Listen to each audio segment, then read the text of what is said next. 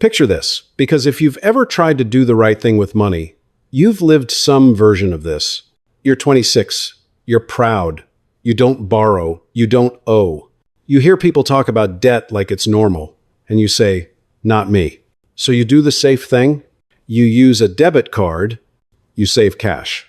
You pay everything up front, you avoid credit cards because you've seen what they do to people. And for a while, it feels clean, no interest, no stress, no monthly payment monster.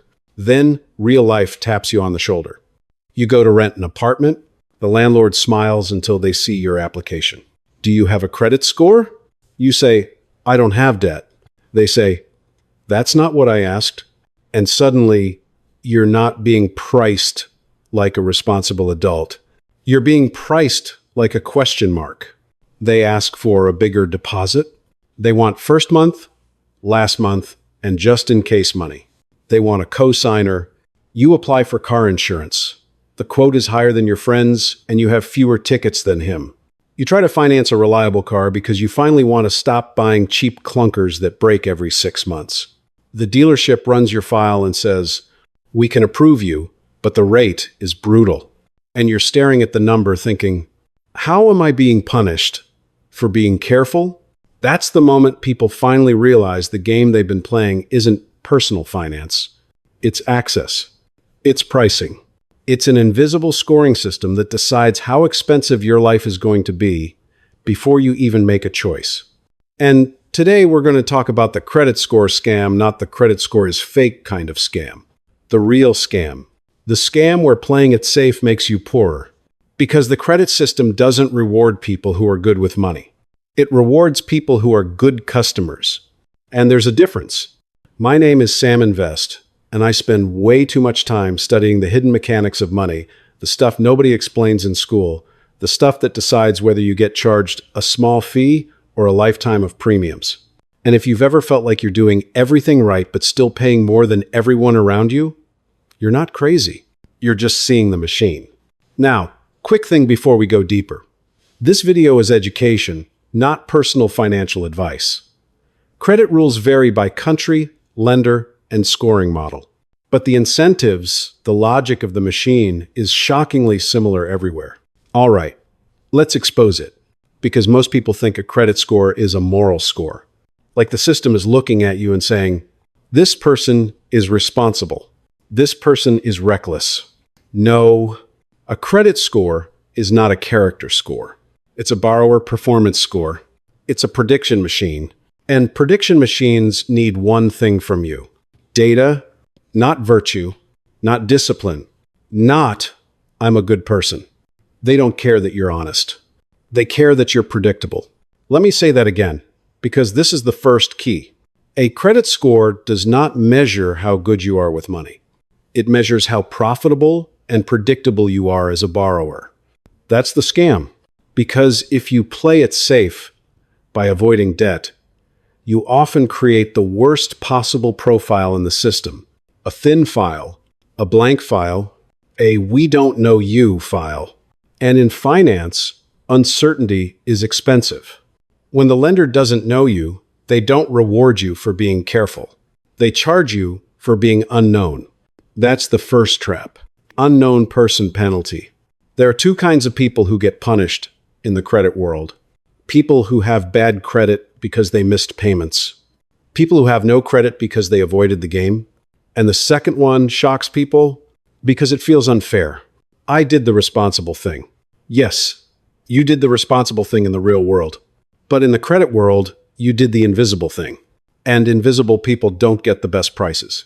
So you get hit with what I call the uncertainty premium, and it shows up everywhere.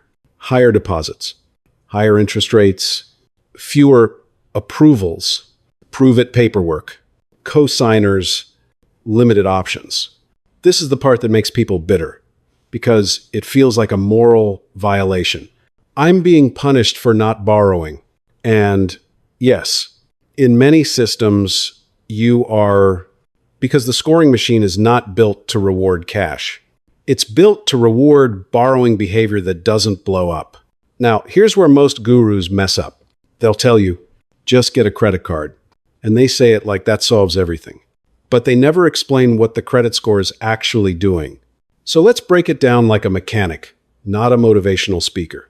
A credit score is built on a handful of signals that basically answer these questions. Do you pay on time? Do you use credit but not panic use it? Have you done this consistently for a long time? Are you applying for new credit like you're drowning? Are you overextended? Notice what's missing.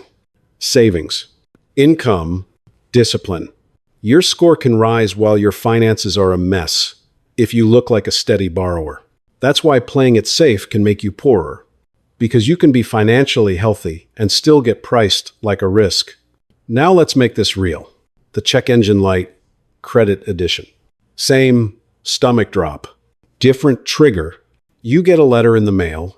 Your application requires additional review. It's not a denial. It's worse. It's the slow death. You need a car this week. You need it to get to work. Work is how you survive. But because your rate is high, your payment is higher. So you buy the cheaper car because that's what you can afford monthly. And 2 months later, it breaks. Now you need repairs. You miss shifts. You fall behind. And because you fall behind, your credit gets worse. And because your credit gets worse, everything gets more expensive. That is the credit score trap in high definition. The system raises your costs when you can least afford higher costs. And then people wonder why poverty feels sticky. It's not just bad habits. It's math. Which brings us to something that explains this better than half the finance industry. The Boots theory, but with credit, Boots theory says poor people pay more because they can't buy the durable option. Credit score is Boots theory for your entire life. Because credit isn't just borrowing.